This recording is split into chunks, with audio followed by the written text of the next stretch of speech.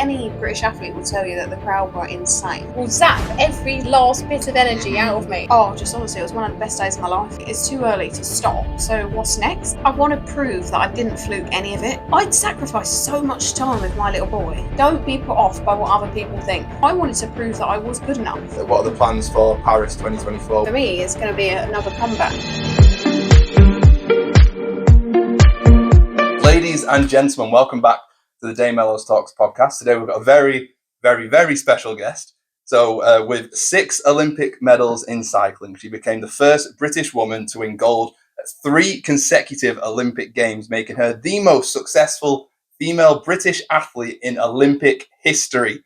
Ladies and gentlemen, welcome to the podcast, Dame Laura Kenny. How are you doing? I'm good, thank you. Thanks for having me. Anytime. It's been an absolute pleasure having you here today. So what's it been like today? Because we're at a UCAS event down in London today. Yeah, I mean, it's been busy. Yeah. There's lots of people in there. I mean, even coming over from the tube, I was like, wow, I feel like I've underestimated what this event actually is. Yeah. Because obviously, for me, this is a first. I did apply for uni, but I never went through the process of, I just picked it because I had to, because that was obviously what my sixth form had sort of told me to do. It was the norm to do. Yeah, it was. Yeah. Like, write your personal statement. But British Cycling had already taken me on. Like, so from 16, I was already under the radar. And then when I was 18, then that was it, really. Yeah. I just think that sort of helped with putting you in forward for British cycling, like doing this sort of stuff. Well, I mean, I think like it works like yin and yang. Like, I think the two things bounce off of each other. Mm-hmm. Like, because for me, sport gave me confidence like nothing else. Like when I was at school, I was really kind of like within myself, and I wasn't confident enough to put my hand up and say, even though I was sat there, like, all right, I was like average, like I got B's and whatever in GCSEs. But that's what I got as well. Thought I was top of the class. But yeah, like, I don't know, for me, I just feel like I wouldn't have had the confidence to write a personal statement if it wasn't for sport. Right. But then like the schooling side of things actually helped my career because it gave me like a different outlet. It gave me something else to focus on. Okay. And I remember because it was my dad that actually pushed me and my sister. She's older than me. She's 3 years older. So obviously I'd seen that she'd been through the process. Yeah. And it was my dad that said to me, you need to at least do your A-levels. Like, no one within the kind of sporting world really advised on what you should and shouldn't do. Okay. And it was my dad that was like, look, you need to at least do A-levels so that you've got some sort of fallback. Yeah. Okay, it's not a degree, is it? But it was something else. Definitely. I mean, the only difference was by the time I'd got there, it was, I was just doing, because I'd seen that my sister had gone through the process and then not finished it because she was a professional cyclist. When I got there, I was just like, oh, well, I'll just choose easy subjects. So I did a BTEC. I did 2 BTECs in sport. Right. And then I did photography, which was an actual A-level, but it was all coursework based, so I never sat an exam. No exams, No. yeah. And then the only exam that I actually did was physiology, and I sat the one after year 1, and I was like, never again. Yeah. And then I never did it. That was I hated exams so much. Did you? Yeah. The exact. I had to do some for my A-levels, but absolutely hated them. So when I came to uni, there was like, we don't do exams for the history course at Hull. It was just, we do all coursework. It's all essay based. And I was like, amazing. I'll sign me up right now. Get my name on that piece of paper. I'm coming to you guys. But yes, that's what it was. But to take it back further than A-level. So early signs of getting involved in cycling. Where did that come from? What was the early inspirations in getting on that first bike? I mean, obviously, I learned how to ride a bike just like any normal child. Like, just so, like, our little boy, he's 5. He learned to ride when he was 2.5. So, I mean, he's young. But, I mean, you'd expect that considering his parents, like, I'd be ashamed if I couldn't teach a 2.5-year-old to ride a bike. But so I think I was like 6 maybe when I first learned. But it wasn't a thing. Like, my mum and dad aren't cyclists. Like, they've never been professional cyclists. Right. But then in year 2000, my mum just went on this massive health, like, turnaround. And she chose cycling, like, as a form of losing weight. And I mean, obviously, there was loads of other things that went on, like her eating and whatever. She joined, like, one of these groups where they focus on weight loss and whatever. Mm-hmm. But she lost 8.5 stone in a year and a half. And, like, that, for me, I guess, was the first sort of chance I'd had of almost idolising someone, because to see her go through what she did. Yeah. But also, it gave me the sport, because it was my mum that said, like, bike riding. She just started riding. I grew up in Hertfordshire. So she just started riding around Lee Valley. And like that was it really. Like, Yeah. and then one thing led to another. And then it was down at one of our swim classes when they were like, oh, why don't you go down to Welwyn Garden City, which is just an outdoor velodrome. Mm-hmm. And then that was it. Like when me and my sister went down there, we never looked back. Like I literally never looked back. Like from that day onwards, we were pretty much involved with the club. Oh wow! And you just fell in love with it, and it was just. I mean, I wouldn't say I fell in love with it initially. Right. I preferred trampolining, and I preferred swimming, and there was other sports that I liked more, but cycling was the one that I was excelling at. Right. And it's really difficult then because once you start winning, like that was almost the thing that carried it. I liked the feeling of it. You enjoy winning. Yeah. And so I was like, well, okay, I don't really like the sport that much, but I'll take it because the feeling of winning kind of like suppress it trumps everything it was else. Way better. Yeah. So talking about winning, probably your first biggest win, Olympics 2012. What was that like? Being there, a home game in front of your friends and family, the atmosphere in the place where you won it, and what was it like in that moment? Just like nothing I've ever been to previously or since. Like honestly, just the atmosphere. I knew London 2012 was going to be special. Like, of course it was. Yeah. And for me, I mean, I grew up all of half an hour away from the velodrome, so it was always going to feel really special. But to actually be involved in it and to go, I mean, I never thought I'd go to London 2012. Like, I thought I'd be too young. Because cyclists, they do vary in age, but you do tend to be better like at a later stage, so like 28, 30. And how old was you in 2012? 20. Oh wow! Yeah. So, and I sort of everything happened so fast. Like I went from being junior world champion when I was 18 to my coach saying, right, we've got to forget about that because we're on to bigger things. And then the next minute, I'm going to the Olympics 18 months later. Wow! It just happened fast, yeah. But honestly, it was incredible. Like not even just in the velodrome, everything. Yeah. Like Jason and I went to some of the events after. And just getting on the tube and people just being happy and people actually talking to each other. It was just so different. It just doesn't happen now. No, like it doesn't. No, like honestly, I came over this morning and I sat on the tube and I was on the new Elizabeth line and like no one's talking. I'm like literally on a beautiful train, like because it's a really nice new line. Yeah. And no one's talking. No one's even looking up. It's a bit sad. I always think about that just going around on the tubes. It's like everyone's silent unless you're there with someone. Everyone's got their head down, doing their own things, waiting for their stop, and they're off. Yeah. So back to London 2012, being in that hometown or the home city with the home crowd. Do you think that boosted you even more to get that victory? Oh, definitely, yeah. I think it did for everyone. I think any British athlete will tell you that the crowd were insane. Yeah. I mean, the velodrome's brilliant because obviously it's enclosed, so the noise just bounces off the walls. I've never heard anything like it. And everyone that was there says the same thing, like whether it be the commentators, whether it be like people working for the media, everyone says about the noise level in that place. Like it was incredible. They do say in sort of like enclosed spaces, it comes back to you. Whereas open top ones, is it more like it kind of disappears? I guess it just upwards? goes out. Yeah. So what was that like comparing London then to Tokyo? Because I know you were saying before there was a stark contrast between the two of them. Yeah, so I mean, obviously in Tokyo we weren't allowed crowds. I mean, we were lucky in a way because our velodrome, like so our venue was actually remote, so we were 2 hours out of Tokyo, so we didn't actually fall under the same lockdown. Like yeah, because it was quite so within like the main sort of athletics ground and whatever. It was quite strict with like what they could and couldn't do, and like the testing was a lot stricter than the testing we were going through. And so it was a massive difference just even within Tokyo. So we were lucky that we had a crowd, but they were only letting people from Tokyo into the velodrome. So obviously we didn't know anyone. And like London 2012 was literally everyone. Like I had so many people come and watch. Every man and his dog's in the crowd. Yeah. It's like every turn I saw someone that I knew. Whereas in Tokyo, so different. Just no family. Because Albie, our little boy, actually, he was going to come. Like we had the plane tickets and everything booked. Because obviously you plan everything way in advance. And pre-COVID, we had it all booked. And then he couldn't come. They wouldn't let him come. Oh. Yeah. So then going forward from that, and maybe you could come to any future ones. What are the plans for Paris 2024? What's the training looking like?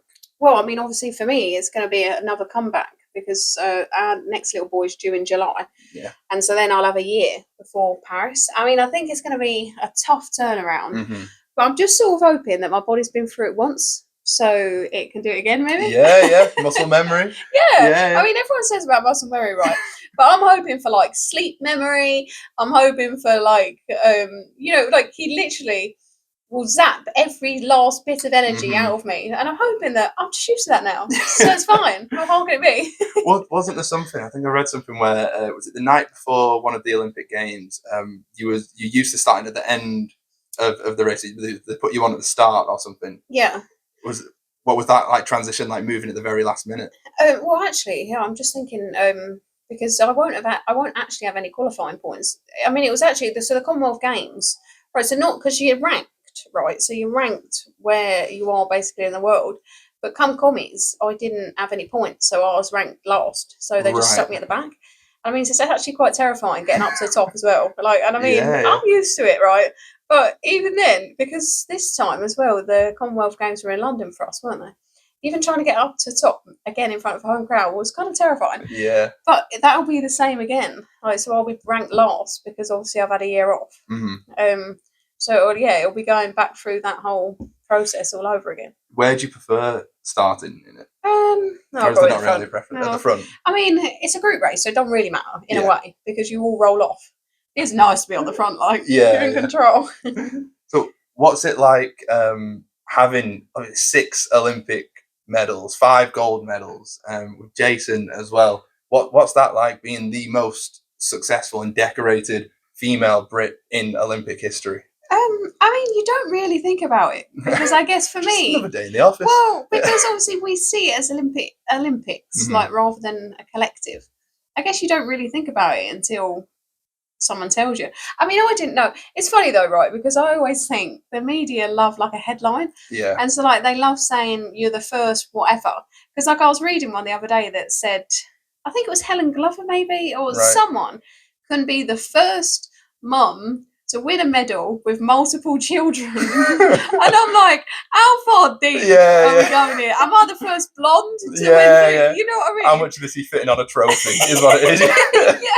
The world's longest trophy description. I was like, how far deep are we going with this? So it's funny, it's not until, because at the last Olympics, so in Tokyo, it wasn't until I'd won, obviously in the Madison with Katie, and someone said to me, oh, you're the first woman to win 3 consecutive Olympics. And I was just like, oh, like, am I? Like, because, like I say, how far deep are you going? Like, for me, the thing that I always feel really proud of, and like we were saying earlier, it's funny, isn't it? Like, when you write a personal statement, you're literally bigging up yourself. Like, there is nothing else other than you're saying how brilliant you are. And it feels almost embarrassing, doesn't it? It's like, it's a bit cringy. It's hard to do.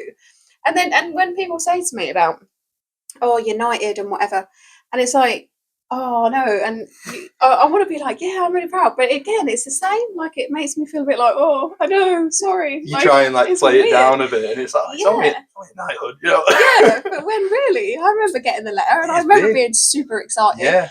And it's not until afterwards, I think, that you're like, oh, you know what? Like, I am actually, like, when you do look back at what's happened, like, it does feel like a really good journey, and like, it is something that I am actually really proud of.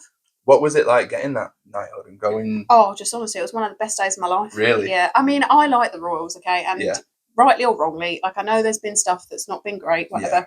I get some of the history is not exactly nice. I do understand that. But I just think, from a point of view now, like, especially with Will and Kate, I think what they do and what they bring is just brilliant.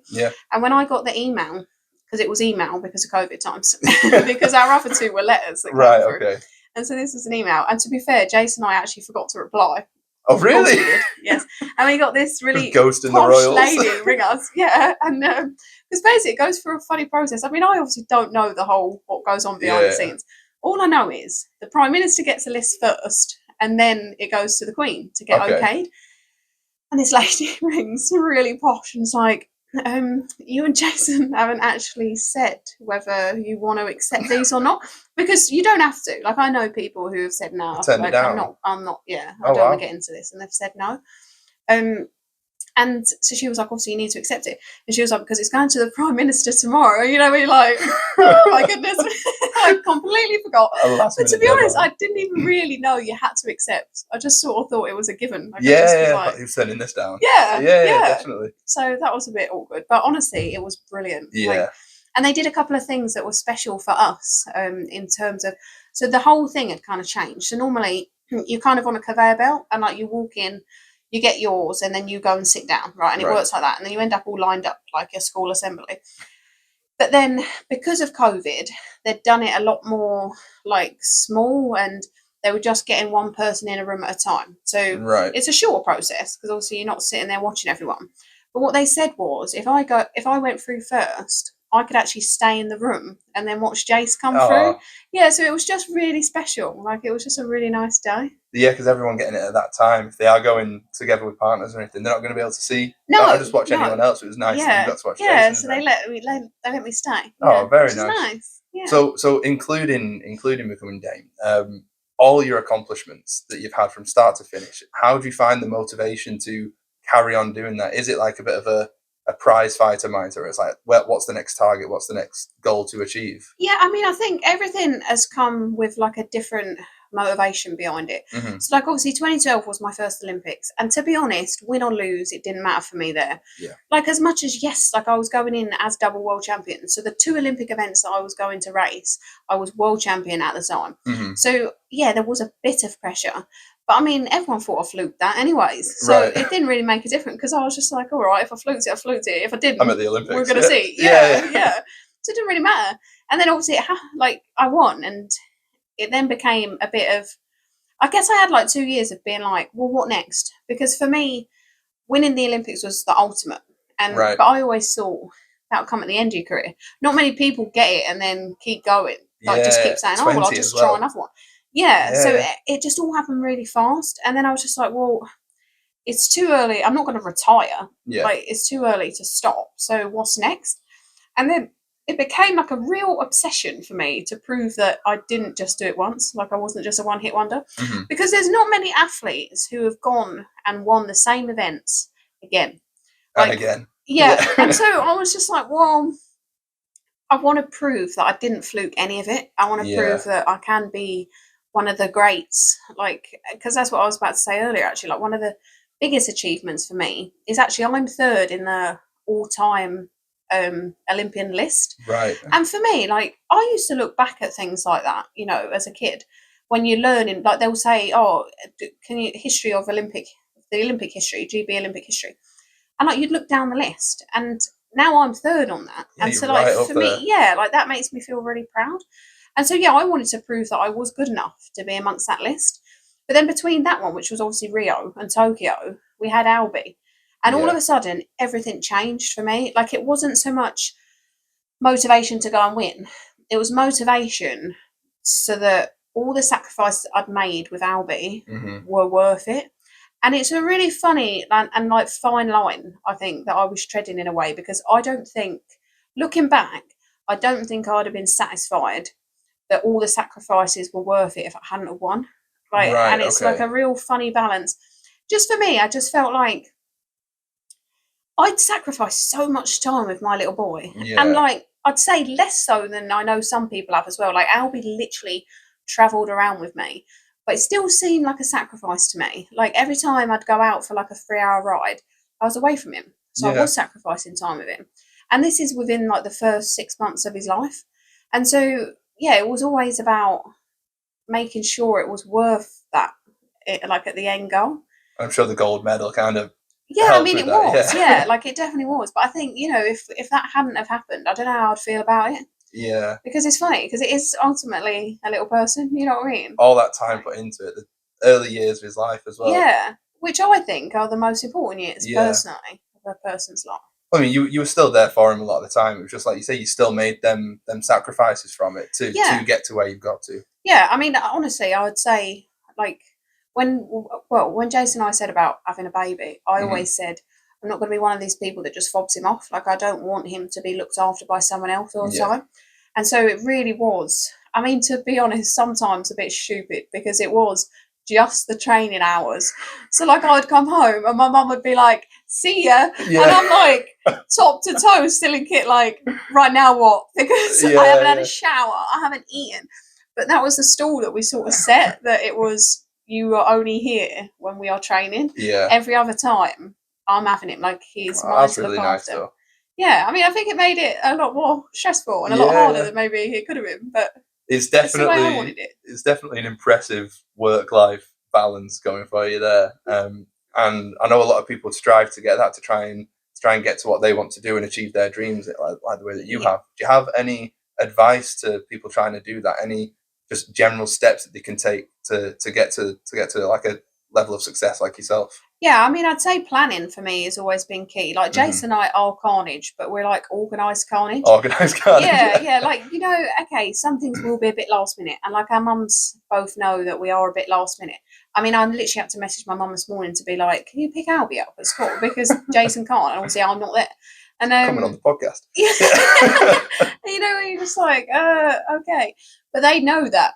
But I just think there was lots of times where we would both write down what training we were doing, and then we could work out who was going to be there when, and it just kind of worked. But I do think, you have to plan and be quite organised. But I would also say never get put off like by anything. Lots of people said to me, like talking purely about like a work-life balance, because lots of people said to me, "Don't get dogs." Well, we got dogs, and that didn't affect training. You know what I mean? Like, we went on to win in Rio, so. It wasn't like it had a massive effect.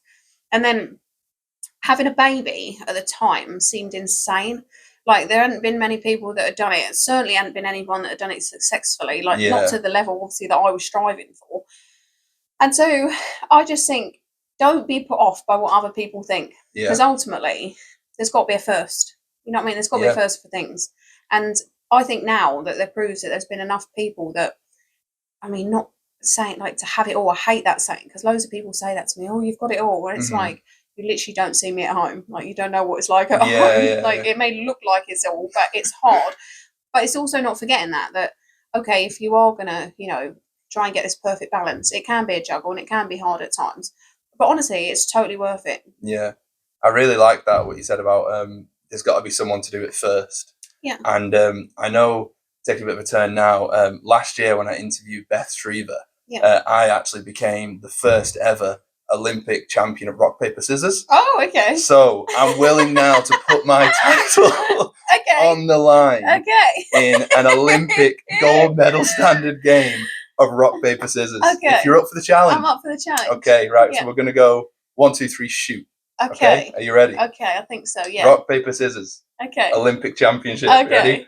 Rock, paper, scissors, shoot. Ooh. Oh, okay. Okay. Well, yeah, we'll go again. We'll go again. Rock, paper, scissors, shoot. No. Yes.